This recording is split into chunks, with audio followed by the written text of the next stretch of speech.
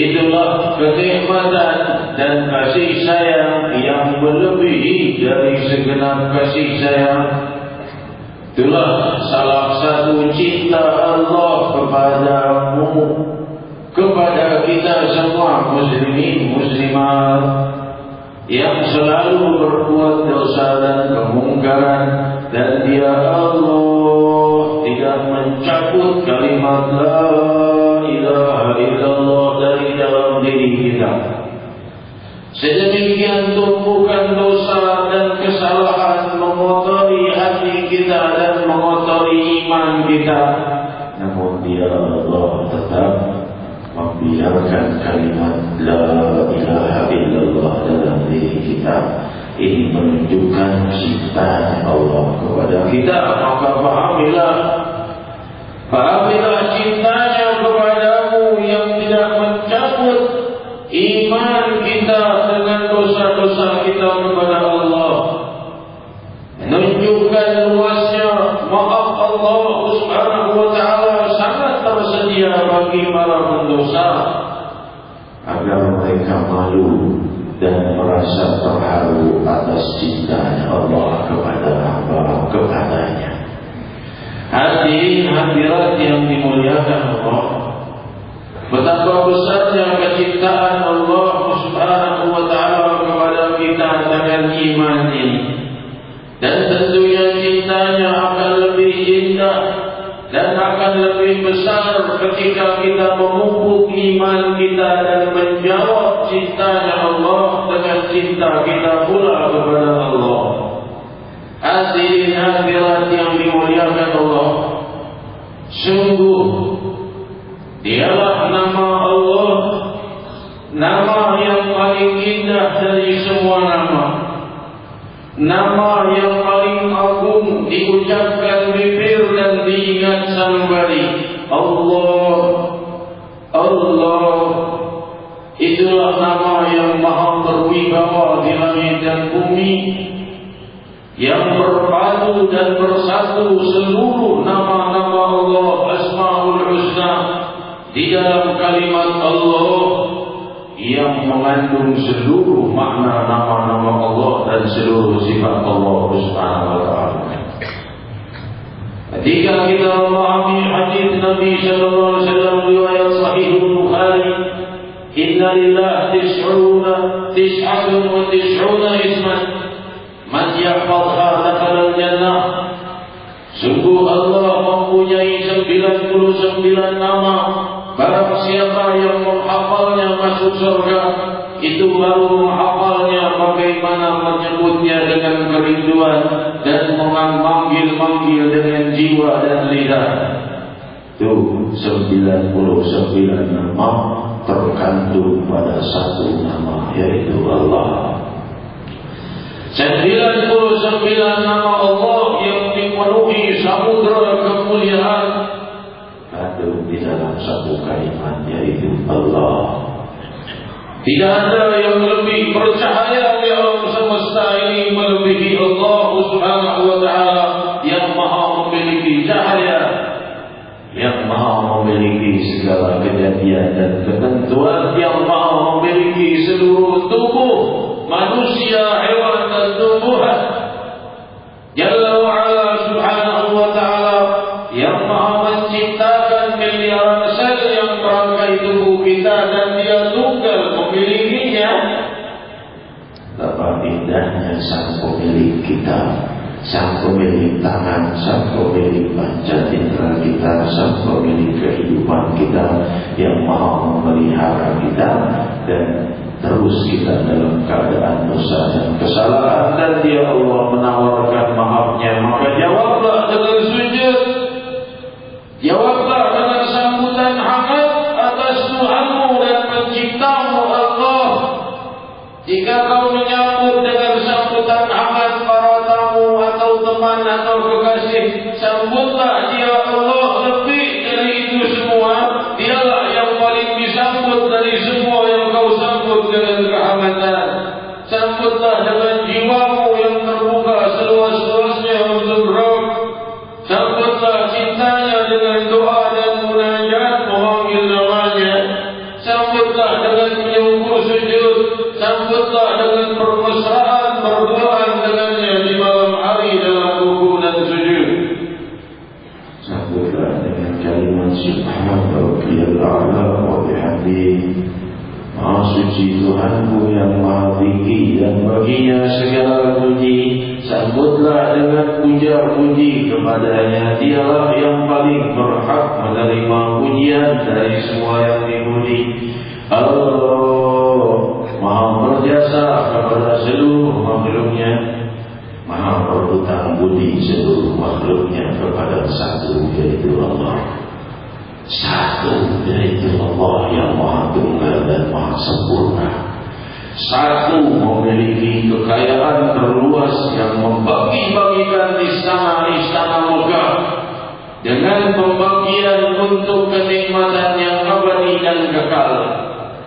Hadirin hadirat, jika orang-orang telah melihat nanti betapa megahnya surga-surga Allah itu, betapa megahnya istana-istana surga dan betapa indahnya, mereka menyesal kalau mereka tahu seperti itu indahnya, bibirnya tidak akan berhenti menyebut nama Allah sepanjang hidupnya.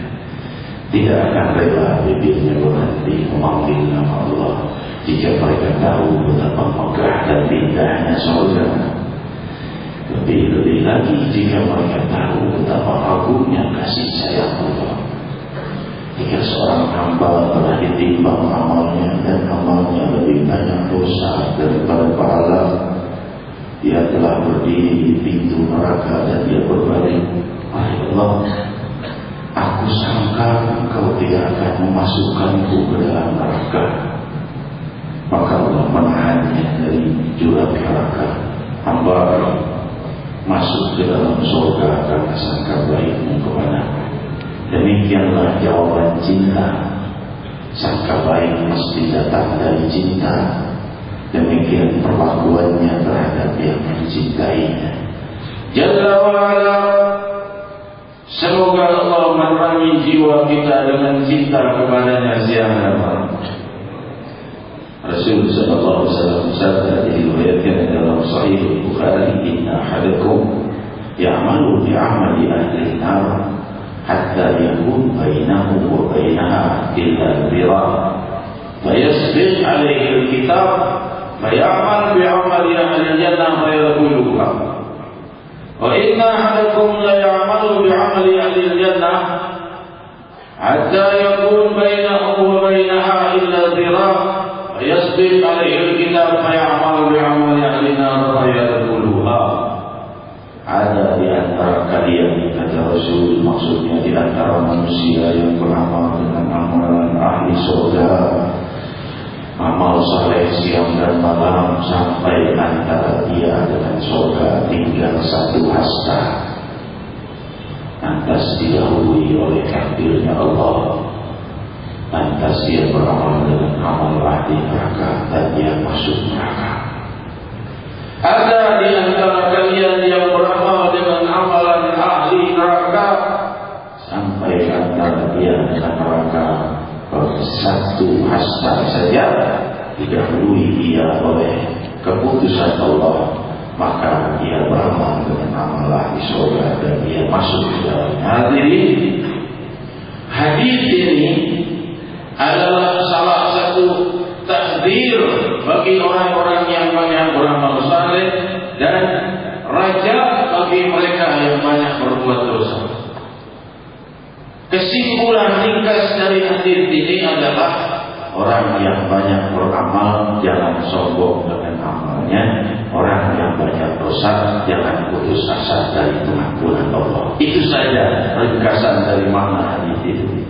Barangkali hadis ini sering didengar oleh hadirin-hadirat dan bingung maknanya. Buat apa kalau begitu beramal saleh kalau toh takdirnya nanti masuk neraka? Buat apa pula kita cepat buru-buru toh bisa saja nanti akhirnya ketentuan Allah masuk surga? Bukan demikian. Yang dimaksud adalah orang yang beramal saleh jangan sombong dengan amal salehnya, menghina orang-orang yang berbuat kemungkaran. Kalian ini ahli neraka, untung neraka, sudah bau neraka dan lain sebagainya. Jangan berbuat demikian. Dan orang-orang yang banyak dosa pun jangan putus asa dari rahmatnya Allah Subhanahu wa taala. Demikian makna dari hadis ini. Hadirin hadirat yang dimuliakan Allah, dan Allah Subhanahu wa taala telah menuntun kita pada kebahagiaan dengan tuntunan Nabi kita Muhammad sallallahu alaihi wasallam. Allah menyambut hangat semua ibadah-ibadah kita, tampaknya remeh dan kecil saja. Diriwayatkan dalam Sahih Bukhari, sabda Rasulullah sallallahu alaihi wasallam, "Inna Allah harrama 'alan nar an ta'kula min ibn Adam antara sujud." Allah mengharamkan api neraka membakar keturunan Adam pada anggota sujudnya. Itu anggota sujud tidak akan pernah disentuh api neraka. Sehebat apapun dosa-dosanya, selama dia tidak menyembah selain Allah, anggota sujudnya kebal dari api neraka. Kenapa? Anggota sujud dipakai sujud kepada Allah. Anggota tubuhnya itu 7 anggota sujud, dahi, 2 telapak tangan, kedua lutut dan kedua kaki. Allah haramkan pada api neraka untuk membakarnya. Subhanallah. Api neraka tidak berani menyentuh anggota sujud. Api neraka yang demikian dahsyatnya, yang dipanaskan oleh Allah selama 1000 tahun hingga menjadi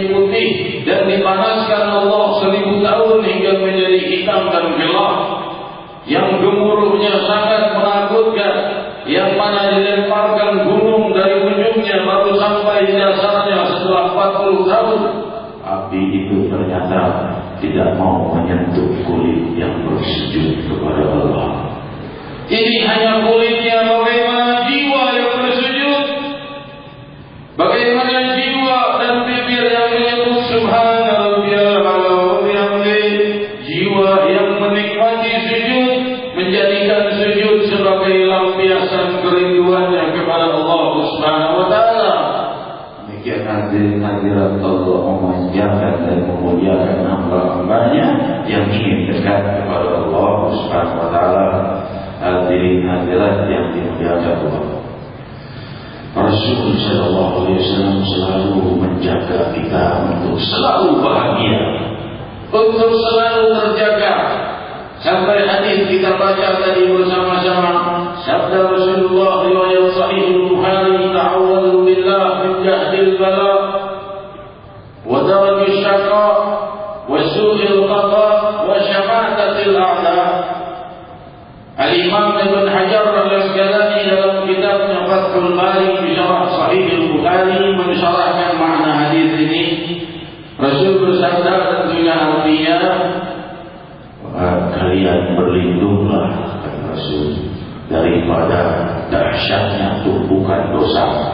Imam Ibn Hajar mengatakan jahdul bala di sini musibah yang berat datangnya berturut-turut. Sudah dapat musibah, kena musibah lagi, sudah musibah lagi dan lagi. Ini jahdul bala. Rasul sallallahu alaihi wasallam mengetahui ini akan datang sering pada keturunan Adam, dan beliau mengajarkan kita berlindung darinya. Dari antaranya jahdul bala, musibah yang berturut-turut. Ini hadirin, Rasul mengajarkan ini. Tentunya mereka yang berdoa dengan doa ini maka sudah bisa dipastikan bebas sepanjang hidupnya dari musibah yang berturut-turut. Inilah mukjizat Nabi Muhammad SAW yang tersimpan dalam sunnahnya. Kita berkata, bagaimana bisa musibah yang berturut-turut dibebaskan oleh Allah hanya karena doa?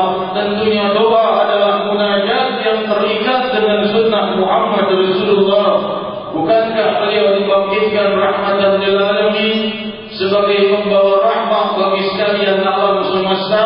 Demikian indahnya tuntunan sang pembawa rahmatnya Allah. Musibah yang berturut-turut akan tercabut dari hari-harimu karena doamu mengikuti sunnah Nabi Muhammad SAW. Puji syukur tidak terhenti atas kebangkitan Nabi Muhammad SAW. Dapat beratnya musibah yang datang berturut-turut. Hadirin hadirat, hal ini sering datang kepada kita dan ini obatnya. Obati kehidupan sisa usia kita, tersingkir dari kehidupanmu musibah yang berturut-turut ini. Jahdul bala wa darajil syaqa. Darajil syaqa ini Al-Imam Ibn Hajar dalam kitabnya Fathul Bari menjelaskan, yaitu kehinaan yang atau siksa Allah dan kepedihan, berupa pedihnya sakaratul maut, berupa pedihnya azab kubur, berupa pedihnya api neraka. Ini semua darajul syaqa, keluarnya kesulitan dan kehinaan. Itu hadirin hadirat tercabut kalau kita berdoa dengan doa ini. Ada orang terkena siksa kubur, ada orang terkena api neraka, ada orang terkena pedihnya sakaratul maut. Mau obatnya agar kita bebas dari itu semua? Ikuti rahmatan lil alamin Sayyidina Muhammad SAW.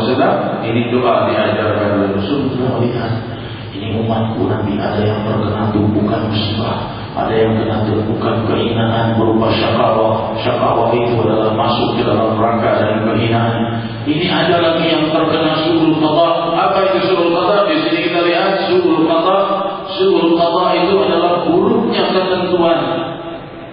Imam Ibn Hajar mensyaratkan ini, makna su'ul qada di sini adalah ketentuan Allah yang datang tapi membawa efek buruk bagi kita. Apapun itu, kalau bentuknya indah.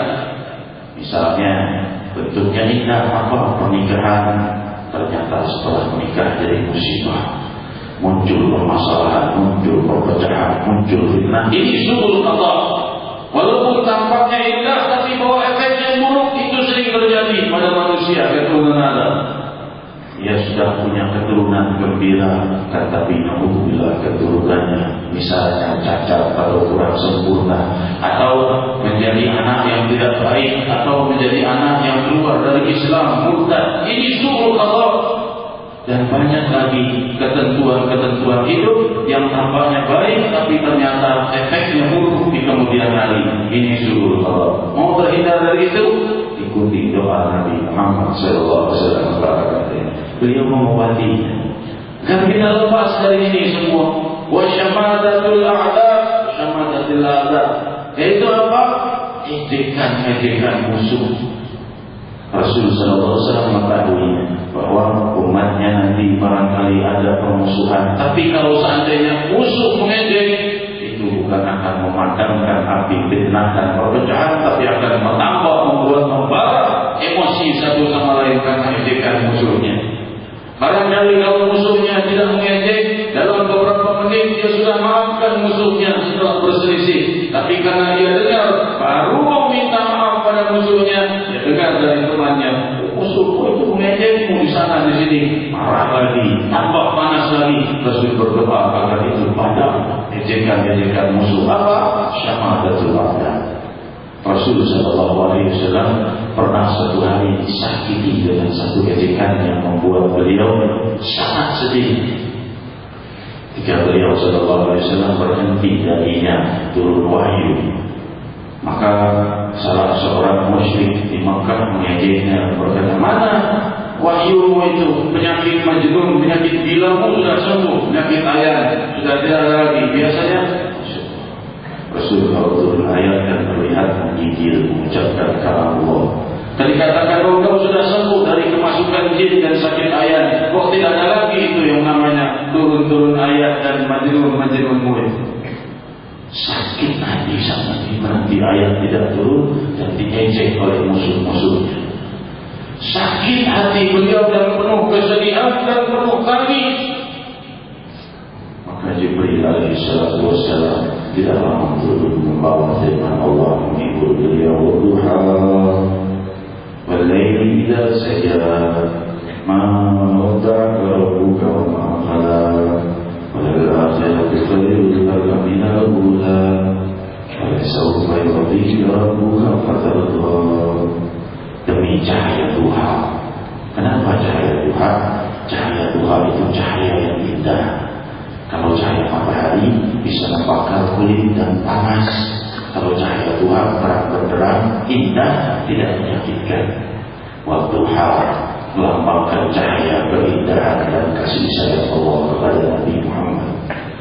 Demi cahaya Tuhan, walaili idza saja, demi malam ketika gelap gulita, melambangkan jiwa sang Nabi yang penuh kesedihan dan penuh kerisauan.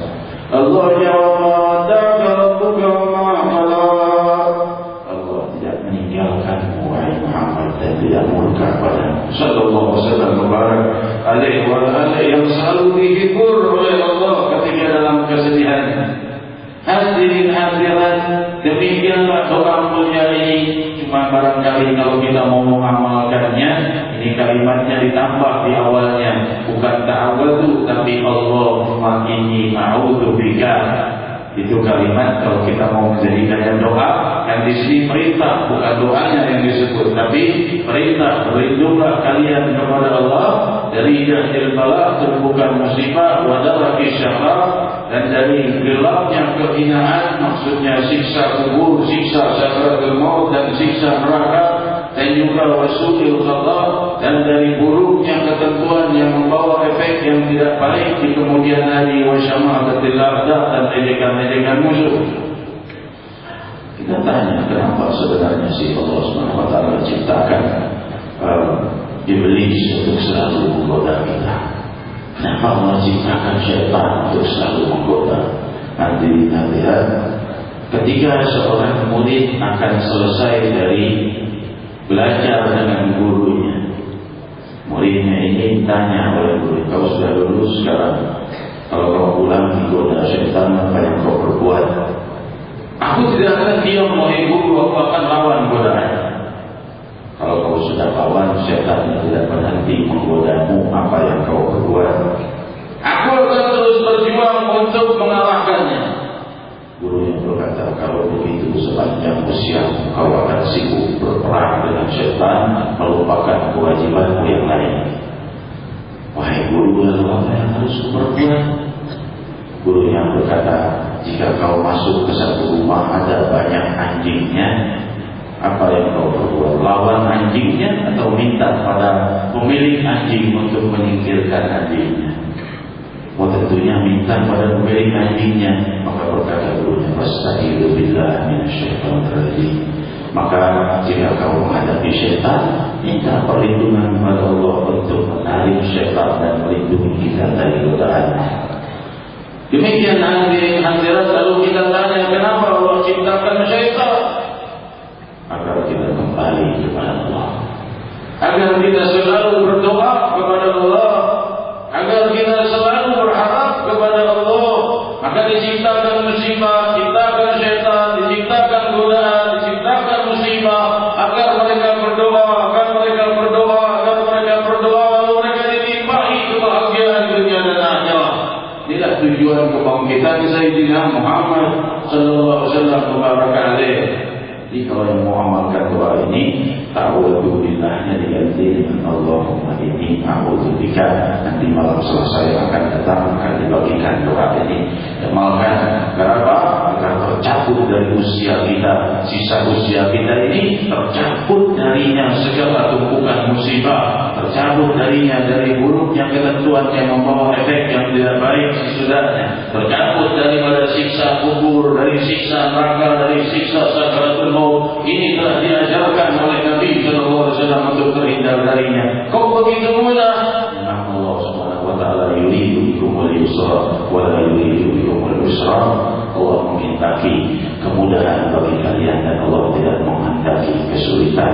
Teruskan mendalami sunnah-sunnah sang Nabi, kau akan temukan kebahagiaan dunia dan akhirat.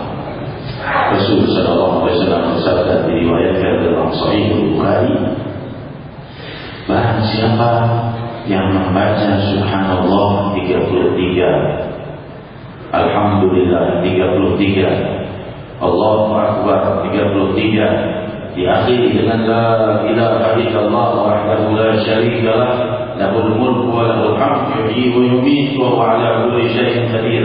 Setiap habis salat, huqqat khatayah walau mithla zabadil bahr, jatuh dosa-dosanya walau sebanyak buih di lautan. Berapa kau akan beli pengampunan dosa ini, terhapusnya dosa-dosa kita? Kalau kita punya langit dan bumi hadirin hadirat, tapi satu dosa tidak dimaafkan oleh Allah, kekal kita dalam api neraka, tidak berguna seluruh langit dan bumi beserta isinya kalau kita miliki. Satu dosa tidak dimaafkan Allah, pasti kita akan kekal di dalam neraka. Orang keluar dari neraka karena dimaafkan oleh Allah dosanya. Kalau Allah tidak maafkan, dia mati. Ini hadirin hadirat, sang pembawa rahmah lil alamin Nabi Muhammad sallallahu alaihi wasallam mengajarkan kita agar menghapus dari dosa-dosamu. Setiap habis salat baca subhanallah 33, alhamdulillah 33, Allahu akbar 33, diakhiri dengan la ilaha illallah wahdahu la syarika lah, lahul mulku wa lahul hamd yuhyi wa yumiitu wa huwa ala kulli syai'in qadir. Mulai besok subuh jangan tinggalkan ini, pastikan dosa-dosamu runtuh dan jangan kau tinggalkan selama salat lima waktu. Terus sampai kau wafat, kau akan temukan betapa agungnya kalimat-kalimat zikir yang diajarkan Nabi Muhammad sallallahu alaihi wasallam. Rasul sallallahu alaihi wasallam bersabda, barang siapa yang membaca subhanallah wa bihamdihi 100 kali setiap harinya, maka Allah Subhanahu wa taala akan menghapus dosa-dosanya. Riwayat Sahih Bukhari.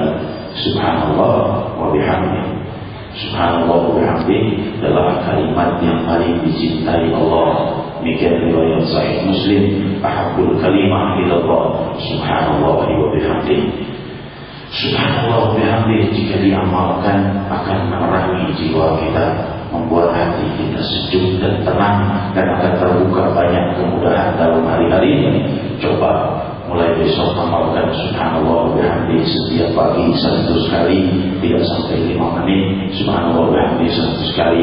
Kamu akan lihat hari itu penuh dengan ketenangan, kesejukan dan kebahagiaan, warisi rahmat yang Allah datangkan dengan kebangkitan Nabi Muhammad SAW.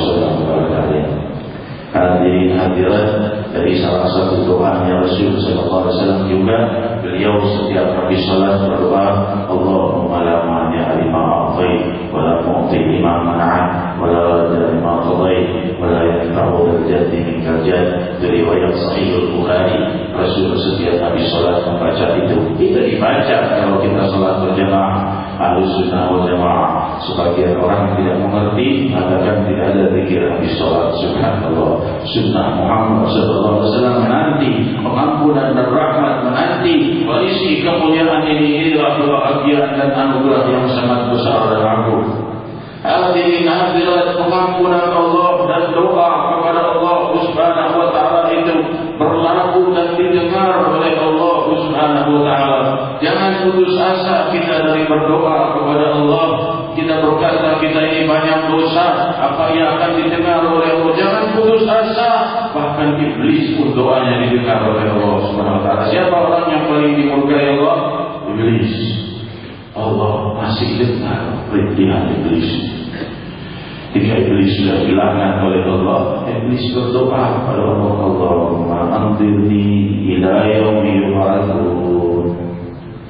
Wahai Allah, tunda siksaku sampai hari kebangkitan. Sayangnya cuma minta penundaan. Coba kalau dia minta pengampunan, pasti diampuni oleh Allah. Namun iblis tidak minta pengampunan. Iblis mintanya penundaan. Allah jawab, fa innaka minal mundzirin. Engkau termasuk orang yang ditunda siksanya. Coba kalau iblis bertobat, pasti Allah terima tobatnya. Namun iblis tidak bertobat karena sombongnya, hanya minta penundaan. Si sombong ini masih didengar doanya oleh Allah Subhanahu wa taala. Hadirin hadirat yang dimuliakan Allah, jangan putus asa dari mengajar. Diriwayatkan dalam Sahih Bukhari, jika orang yang terakhir keluar dari api neraka. Siapa orang keluar terakhir dari api neraka? Pasti orang yang paling banyak dosanya. Tak telah berapa ribu tahun, berapa puluh ribu tahun dia mendekap di dalam api yang gelap itu. Dan dia keluar terakhir kali, Allah tidak memasukkannya ke surga. Allah hanya keluarkan saja dari neraka. Dia melihat neraka saja, tidak dibakar di dalam api. Dikeluarkan, Allah ampuni, tapi Allah tidak masukkan ke dalam surga. Dibiarkan saja, hanya melihat neraka. Maka hamba itu berkata, Rabbi, palingkan wajahku dari api neraka ini. Muhisat wajahku hangus. Hanya karena melihat api neraka, tidak masuk neraka, hanya melihat api neraka hangus saja. Palingkan wajahku. Maka Allah menjawab, hambaku, kau sudah keluar dari api neraka dan kau sekarang minta dipalingkan wajahmu dari neraka, padahal kau banyak dosa. Kalau ku kabulkan permohonanmu ini, adakah kau meminta permohonan lain lagi? Hamba ini berkata, tidak wahai Allah, aku berjanji. Allah Subhanahu wa taala menawarkan anugerah. Jangan batasi rahmatnya, jangan tanggung-tanggung berdoa. Dia hanya minta jangan melihat neraka. Allah palingkan wajahnya, melihat surga dari kejauhan. Tidak tahan melihat indahnya surga. Doa lagi ya kepada Allah, Rabbi, dekatkan aku ke surga. Kenapa tidak minta masuk surga? Allah Subhanahu wa taala berkata, hambaku, kau telah berjanji, jika kau kabulkan doamu saat itu, kau tidak minta lebih lagi. Sekarang kau minta dan kau mengingkari janjimu. Apa dosa orang mengingkari janji? Bisa balik ke neraka kalau Allah perlakukan dengan keadilan. Namun Allah perlakukan dengan kasih sayang. Dia berkata, hambaku, kau sudah janji. Hamba yang merintih, Rabbi la taj'alni ashqa khalqik. Jangan kau jadikan aku hambamu yang paling hina. Maka Allah berkata, kalau beri nanti kau minta lagi atau tidak? Tidak, wahai Allah. Demi Allah aku janji tidak minta lagi. maka dia didekatkan ke pintu surga. Dia sudah janji aku tidak akan minta masuk surga, cuma lihat. Dia lihat anak-anaknya, keluarganya, temannya, kerabatnya di dalam surga itu. Dia doa lagi kepada Allah, tidak tahan melanggar janjinya lagi. Rabbi adkhilni jannah, wahai Allah masukkan aku ke dalam surga. Allah berkata, hambaku 3 kali kau mengingkari janji, kau sudah katakan tidak minta lebih lagi. Hambanya berkata, Rabbi la taj'alni asyraf khalqik, jangan kau jadikan aku hambamu yang paling hina. Maka Allah berkata, Rabbi adkhilni jannah, masuk surga hambaku. Hambanya masuk surga, dia lihat yukhayyal ilaih annaha qad mulit. Ternyata surga sudah penuh. Hambanya ini kecewa. Dari kecewanya marah kepada Allah. Rabbi taqtazini, wahai Allah, kau mempermainkanku, surga sudah penuh, kau suruh aku masuk, sudah tidak ada tempat lagi, padahal kau yang suruh aku masuk. Allah berkata, hambaku masuk surga. Ia kembali lagi dan dia lihat surga penuh. Dia berkata, taqtazini Rabbi, kau betul-betul mengecewakanku, wahai Allah. Allah berkata, hambaku tangannya, silahkan hambaku, sekarang kau berangan-angan. Surga sudah penuh, kau berangan-angan sekarang. Dia berangan-angan, punya rumah, punya gedung, punya segala. Allah berkata, hamba masuk surga bagimu 10 kali lebih luas dari dunia dan segala isinya. Ia pun masuk ke dalam surganya Allah. Rasul sallallahu alaihi wasallam ketika menceritakan ini, beliau tersenyum dan berkata, dzalika adna manzilah fil jannah, itulah derajat yang paling rendah di surga Allah Subhanahu wa taala. Derajat 10 lebih luas dari dunia dan segala isinya. Ini anugerah yang menantimu, wahai muslimin. Ini anugerah yang ditawarkan oleh Allah padamu, maka mintalah dan taatlah semampumu. Kita bermunajat kepada Allah Subhanahu wa taala. Semoga Allah Subhanahu wa taala mencurahkan kepada kita rahmat-Nya dunia dan akhirat. Semoga Allah mencabut dari kita seluruh musibah yang datang bertumpuk-tumpuk dalam usia kita. Ya Rahman ya Rahim, singkirkan dari kami jahdul bala, singkirkan dari kami darahul syaqa, daripada gelapnya siksa kubur dan siksa neraka. Pastikan seluruh nama kami bebas dari siksa kubur dan siksa neraka. Pastikan seluruh nama kami yang hadir bebas dari tumpukan musibah dan lebih dari surul qada dan dari buruknya ketentuan yang membawa efek yang tidak baik. Pastikan kami semua bebas dari surul qada dan bebaskan kami dari caci maki musuh-musuh kami. Ya Rahman ya Rahim, kabul jami'an ya Allah ya Allah ya Allah ya Allah ya Allah ya Allah ya Allah ya Allah ya Allah ya Allah ya Allah ya Allah ya Allah ya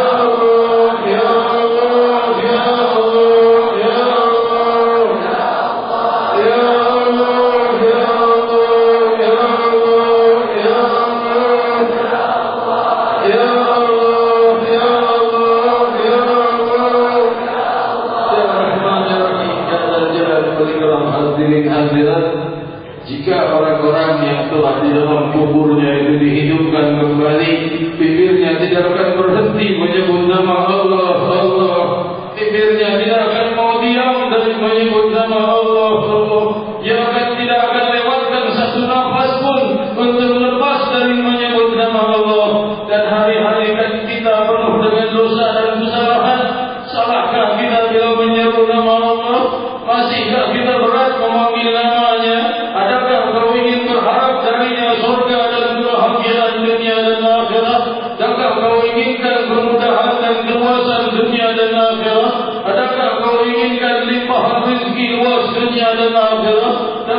inginkan kebahagiaan dan sakinah dunia dan akhirat.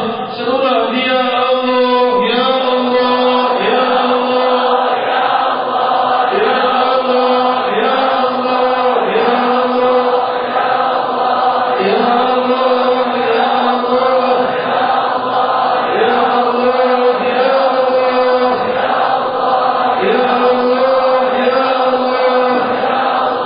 ya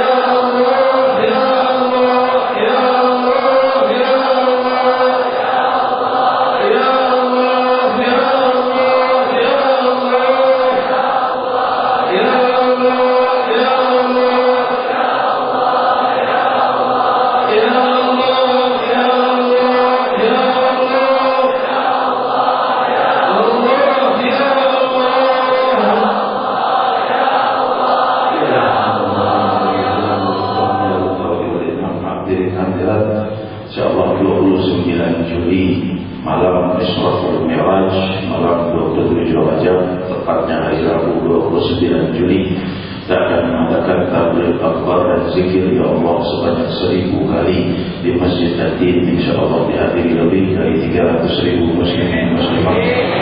Kita sudah sukses dengan Maulid 12 Rabiul Awal di Monas, dan alhamdulillah Allah beri kesuksesan dengan Maulid di Istiqlal beberapa hari yang lalu bersama Majlis Tazikra.